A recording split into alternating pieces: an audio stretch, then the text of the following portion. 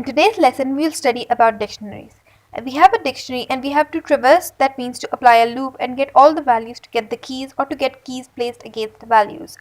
How we traverse that with the help of a loop. How do we do loop on a dictionary? We have two or three methods for this, which Python generally provides. The first method is the dictionary which we will create. We have created this dictionary with the name of states and capitals. Rawalpindi is our first key. We have passed Murray its capital.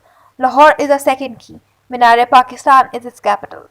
Peshawar's Dir and Jhelum Dadan Khan. Now when I am going to traverse on this, I have placed capital here. It will be my counter variable which will traverse my keys.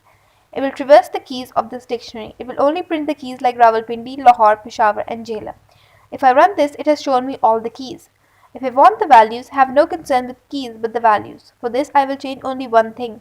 On the same loop after states and capitals, I will write dot values. Dot values is built-in function of dictionary which returns the values placed against keys. My previous counter variable is same. I have called the built-in function which will return the values placed against keys. It has returned back all the values placed against keys. Third method is to get keys and values. We can access both together. That is built-in method of dot items. The way we saw about values.